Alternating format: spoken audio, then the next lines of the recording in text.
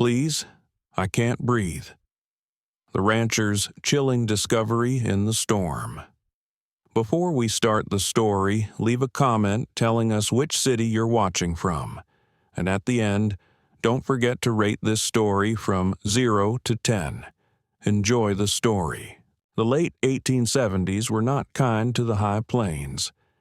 At dusk, the land seemed both endless and suffocating, the horizon drowned in bruised colors of gold and ash. Clouds pressed low heavy with the promise of another storm, while the wind keened across the grasslands as if carrying the cries of long-forgotten souls. On the edge of that desolate sea stood Ethan Cole's ranch house, a skeleton of timber worn by years of weather and grief. The boards groaned when the cold sank in, the porch steps sagged with age, and the barn leaned like an old man bowed by memory. Ethan, 50, now pulled his wool coat tighter across his chest as he trudged through the dirt yard. His joints ached more than they used to, but habit still pushed him into the wind. One of the horses had been restless, kicking at the stall, and he knew he couldn't risk a break or panic among the stock. He carried a lantern in one hand, its flickering flame painting thin shadows along the path. His wide-brimmed hat whipped in the gusts and his boots crunched against the frozen soil. Ethan had walked these grounds since boyhood building fences with his father, plowing alongside his brothers, later burying both wife and daughter in the small patch of earth near the cottonwoods when sickness swept through. Since then, silence had been his only companion. Silence and the wind. The horse stall proved intact, no damage done. Ethan was about to turn back when a sound struck through the howl of the storm. At first, he thought it was nothing, a trick of the gale. But then it came again, muffled, strained, undeniably human. "Please, open it. I can't breathe."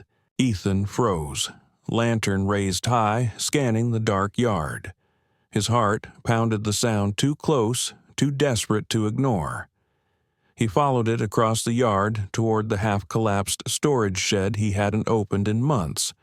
The doors hung crooked, the wood warped with rot. Few things inside were worth keeping, rusted tools, scraps of rope, odds and ends left over from a life long past. But the voice came again, weak, trembling. He rested his hand on the revolver, holstered at his hip, before pressing the shed door open with his shoulder. The hinges squealed like wounded animals. The stench hit him first, dust sweat, and something metallic sharp like blood. Lantern light spilled across cracked shelves, coiled rope, and splintered crates. Then, in the corner, near a heap of grain sacks, something moved. The burlap shifted, jerked again. Ethan stepped forward cautiously, boots careful on the dirt floor. It wasn't just a sack. It was a person bound inside the rough fabric, straining against the faint movements within. "Please, I can't breathe," the voice rasped, muffled through cloth. Ethan dropped to one knee, setting the lantern close. His calloused fingers tugged at the rope, untying the cruel knots. Whoever had left this, whoever had meant for this sack to stay sealed, had wanted the person inside to suffocate quietly, never found. The burlap peeled back, and the smell of blood grew stronger. Inside was the face of a young woman no older than 20. Her skin was mottled with bruises, lips cracked from thirst, a filthy gag tied across her mouth. Her hair was matted with sweat and dirt. She trembled violently, gasping as Ethan yanked the gag away. She coughed hard, each sound scraping her throat raw. Her eyes fluttered open, wild and frightened blue as a storm sky. For a heartbeat, Ethan thought it might be a trick, a trap set by thieves or worse. But when her gaze locked on his, the terror there was too raw to be feigned. Don't let them take me again," she whispered, voice broken. Ethan's chest tightened in a way he hadn't felt in years. Carefully, he pulled the sack from her head entirely revealing rope burns across her wrists and scratches etched deep into her arms. Whoever had bound her had done so with cruelty, not care. She tried to sit up, but her battered body failed her. "Easy," Ethan said quietly, his voice carrying the steadiness of a man who'd endured too much loss. "You're safe now. This is my ranch. No one will touch you here." Her breath came shallow, sharp with panic. Tears welled in her eyes as if she half believed him, half feared even hope was a lie. Ethan shrugged off his coat and wrapped it gently around her thin shoulders. The fabric swallowed her small frame, but she clutched it as if it were the only thing anchoring her to the world. "They left me here to die," she murmured, breaking into quiet sobs. "I don't know who did this," Ethan replied, his voice low and resolute, "but I'll be damned if they'll finish it." With deliberate care, he lifted her into his arms. She cried out softly from the pain, but didn't resist her fingers clutching at his shirt as though letting go would mean vanishing. He stepped out into the night lantern light flickering against the wind. Behind him, the shed door swung closed with a hollow thud. Ahead, the warm glow of the cabin beckoned like a fragile promise. For years, it had been only him, the wind, and the dust. But now, cradled in his arms was something else entirely fragile, desperate, alive. Inside, Ethan laid her on the narrow cot near the fireplace. He stoked the flames higher, filling the cabin with warmth. He fetched a basin of water, a clean cloth, and what little whiskey he had left. The woman, her name still unknown, shivered beneath his coat, her eyes wide but unfocused. Dirt streaked her cheeks, lips cracked, wrists raw from the ropes. "You need to stay awake," he told her gently as he cleaned her wounds. She nodded, faintly, fighting exhaustion. The whiskey burned when it touched her cuts and she gasped, but she didn't pull away. She endured. Ethan worked in silence, hands steady, heart unsettled.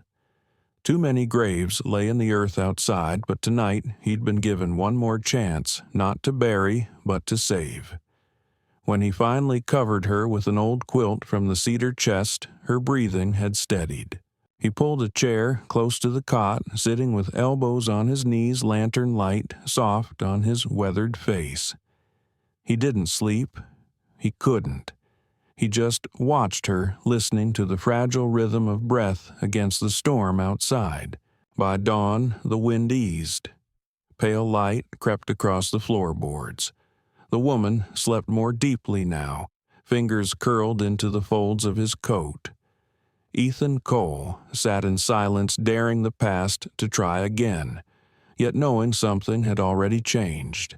When Clara Dawson woke again, the fire had burned low to a soft orange glow. The storm outside had quieted, leaving the cabin wrapped in a fragile silence, broken only by the hiss of dying embers.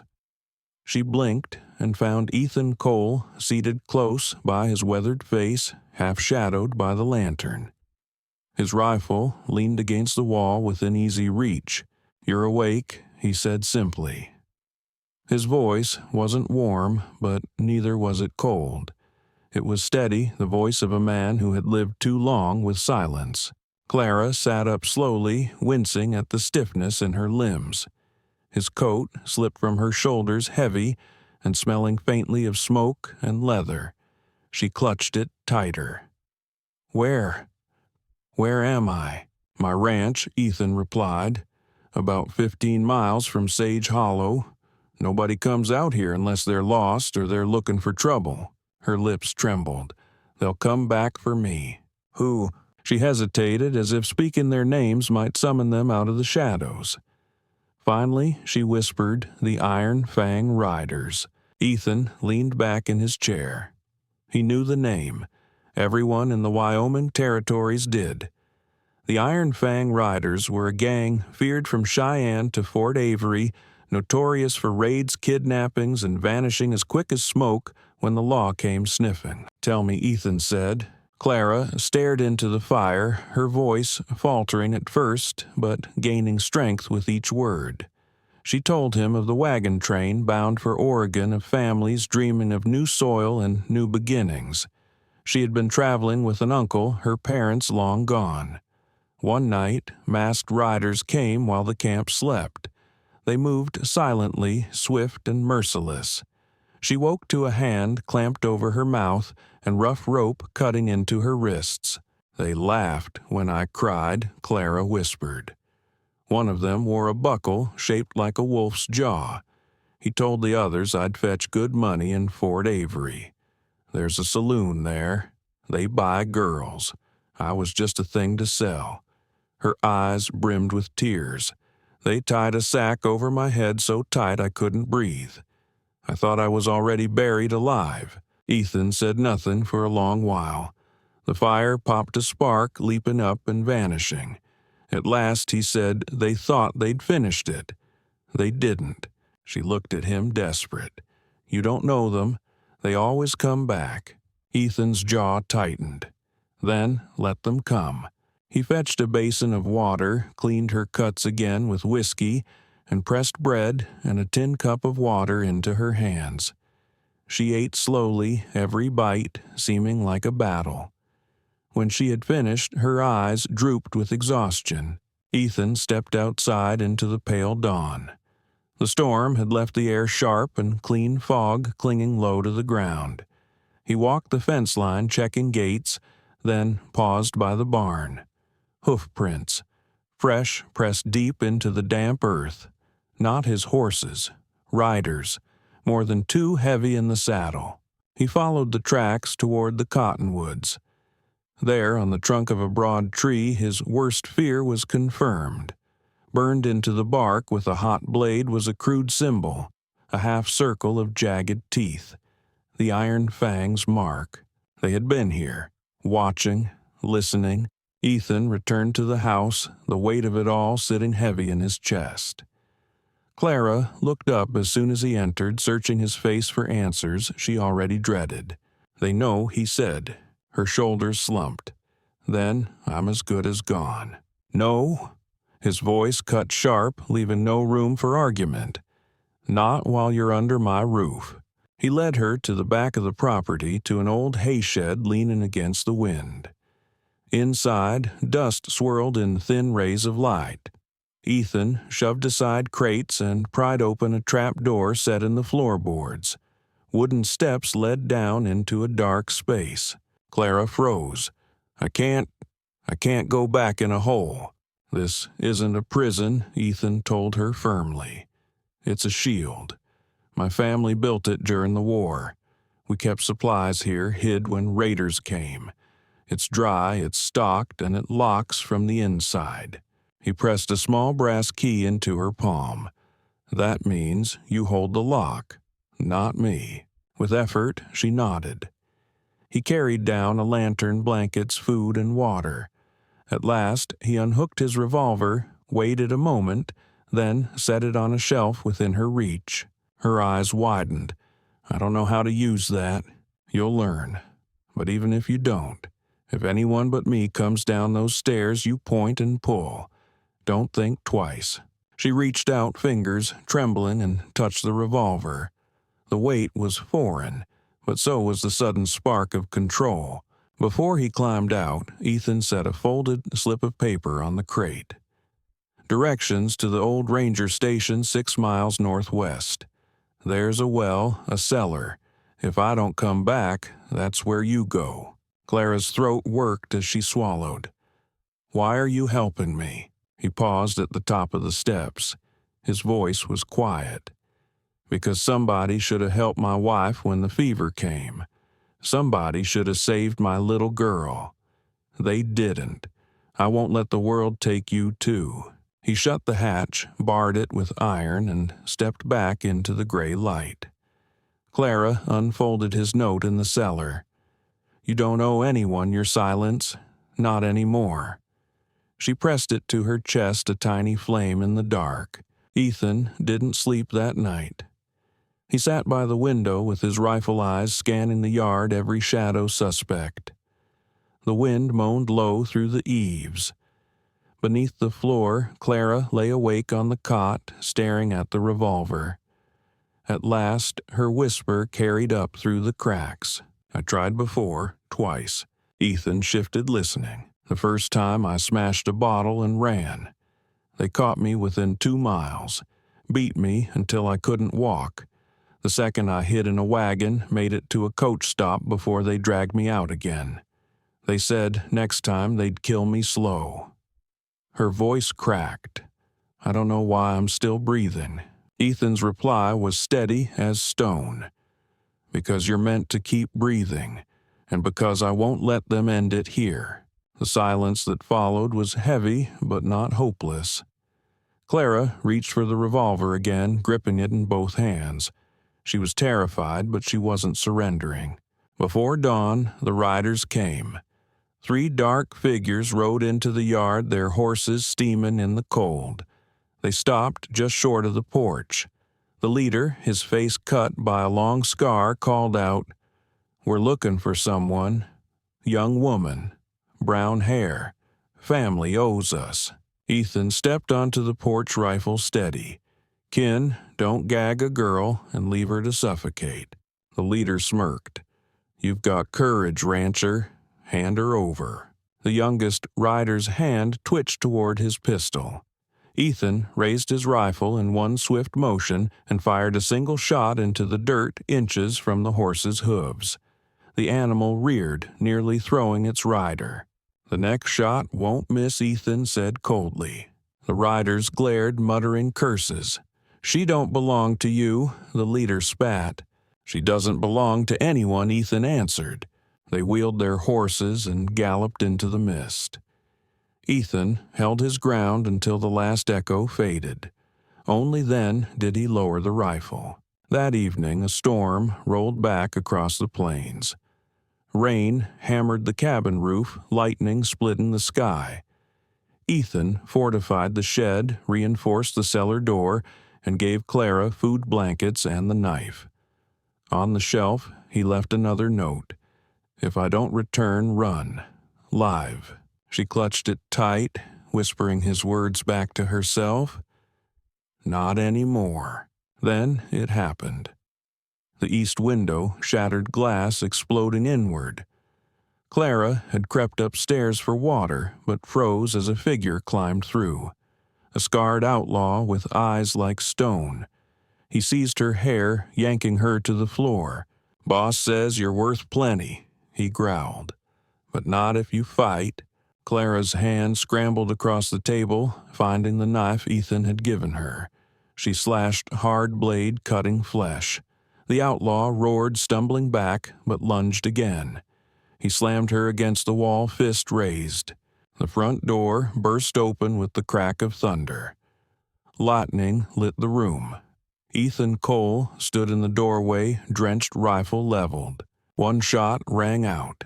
The outlaw spun, clutching his shoulder, and collapsed against the hearth. "Move again," Ethan said evenly, "and you don't leave this house alive." Clara scrambled to her feet, chest heaving. Ethan crossed to her side, steadying her. "You did good," he told her. Tears streamed down her face. "I thought I was going to die." "You didn't," Ethan said quietly. He tore the sleeve from a faded blue shirt, his late wife's, and bound Clara's swollen ankle. She touched the fabric, realizing it carried his grief as much as his strength. Outside, the storm still howled. Inside, something steadier had taken root, the first fragile trust between 2 battered souls. The morning after the storm broke gray and brittle across the Wyoming plains. Rain pooled in the ruts of the ranch road, and the sky sagged low with ragged clouds.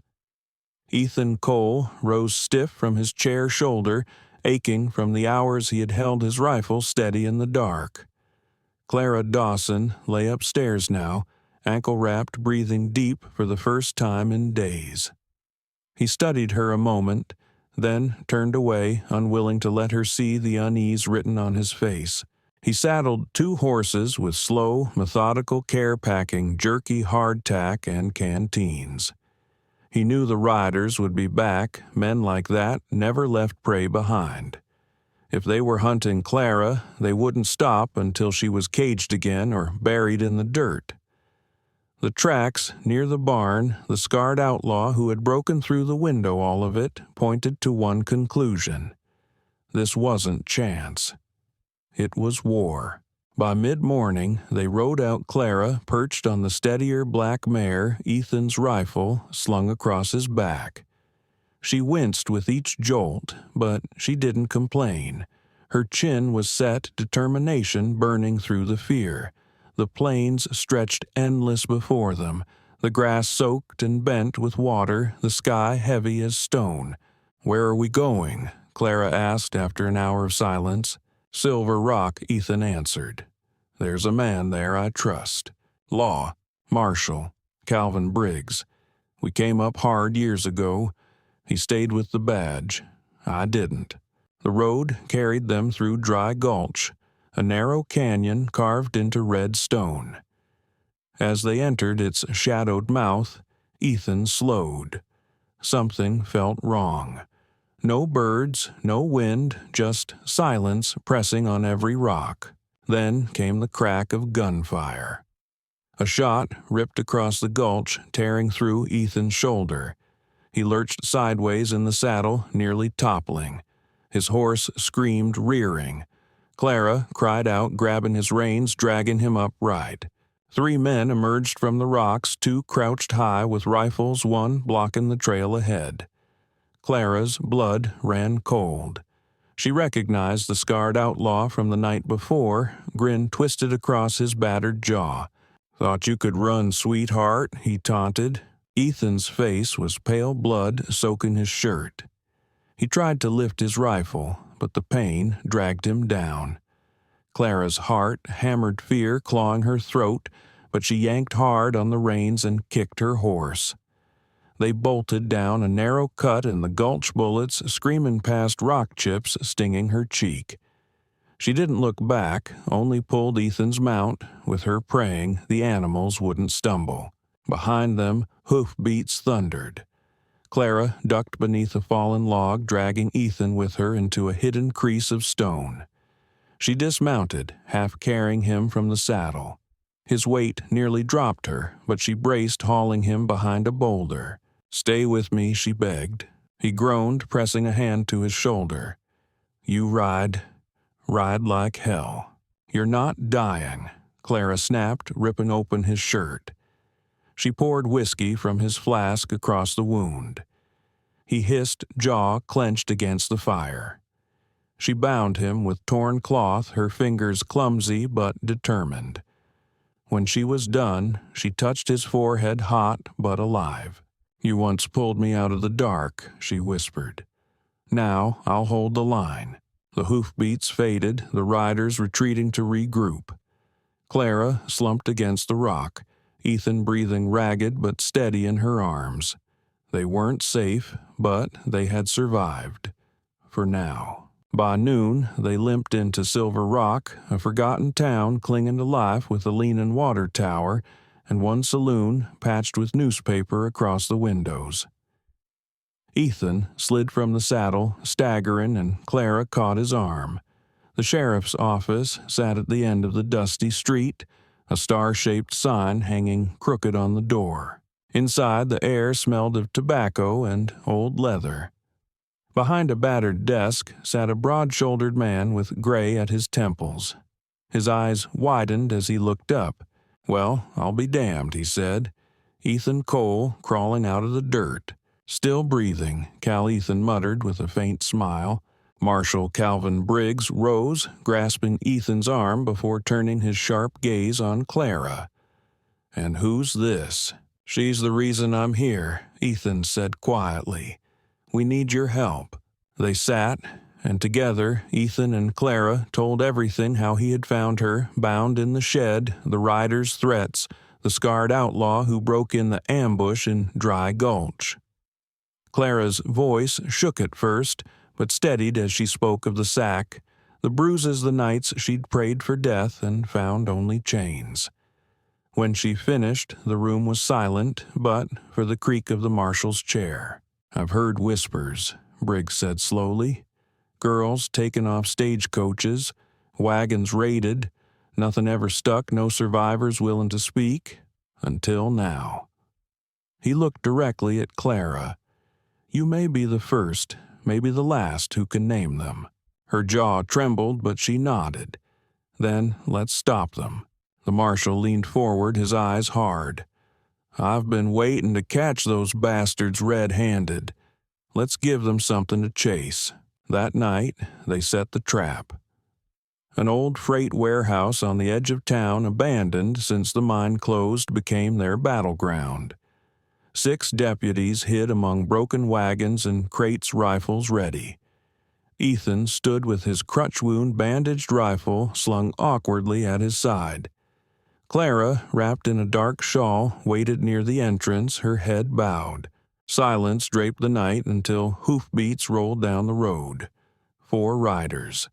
The scarred outlaw led them, sneer splitting his face. "Well, well," he drawled, sliding from the saddle. "Didn't expect you to crawl back, girl." "She didn't," Ethan said, stepping from the shadows. "We brought you." The outlaw blinked. Then the warehouse erupted in gunfire. Bullets cut the night deputies, firing from rafters and windows. The riders scattered, returning fire. A deputy took a hit in the arm. Another dropped one of the outlaws near the water barrels. The scarred man lunged for Clara, seizing her arm. "Thought you could run forever," he hissed. She drove her elbow into his ribs, wrenching free, just as Ethan fired. The outlaw staggered back, clutching his side. Another rider tried to flee, but Marshal Briggs tackled him, fists flying. 2 managed to escape, galloping into the dark, but the ring was broken. The scarred man collapsed against the wall, blood pooling beneath him. His lips twisted into a final rasp. "You're the last prize, the last piece."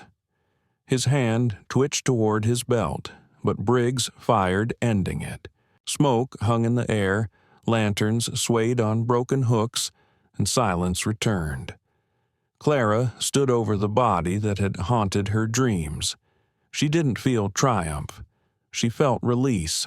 Ethan limped to her side, laying a hand on her shoulder. His voice was low but certain. "It's over." For the first time, she believed him. The trial in Fort Avery drew more people than the little courthouse had seen in years. Wagons lined the street, townsfolk pressed against the doors, and the air inside buzzed with a hunger for justice long denied. Dust motes swirled in sunlight, cutting through high windows, settling on rows of wooden benches filled with miners, ranchers, shopkeepers, mothers clutching children, all of them curious, many of them angry. Clara Dawson sat in the witness chair, her back straight, though her hands twisted in her lap. The judge's gavel struck once sharp as thunder, calling for silence. Clara lifted her eyes, and for a moment every voice in the room seemed to vanish. She told them everything. How she had been dragged from her wagon train, bound in burlap, left to suffocate. How the riders spoke of selling her like cattle at the Fort Avery saloon. How she'd endured the sack, the beatings, the hopeless nights. Her voice shook at first, but with each word strength grew. "I am not the only one," she said, her voice ringing through the chamber. "I saw other girls taken. Some were younger than me. Some never came back.